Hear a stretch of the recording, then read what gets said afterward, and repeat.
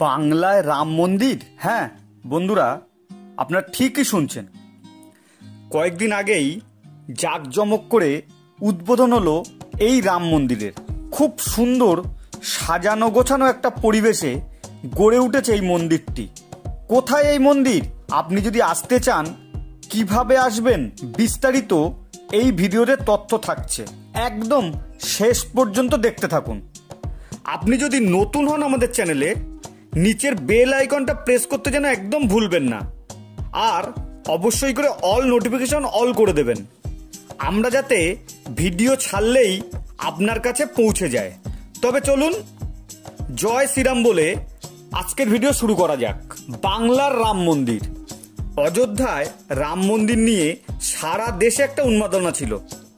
অনেকেই দর্শন করতে গিয়েছেন, আবার অনেকেই হয়তো আগামীতে দর্শন করতে যাবেন। কিন্তু যারা যেতে পারবেন না দূরত্বের কারণে, তারা কিন্তু এই রাম মন্দিরে আসতেই পারেন।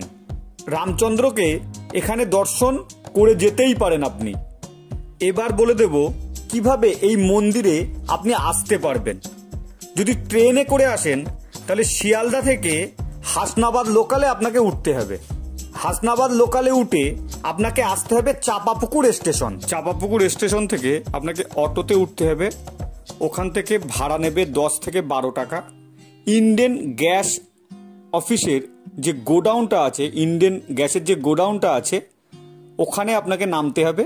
ওর সামনেই তৈরি হয়েছে রাম মন্দির। আর যদি আপনারা গাড়িতে করে আসতে চান তাহলে আপনাকে টাকি রোড ধরে আসতে হবে বসিরহাট কলেজের সামনে।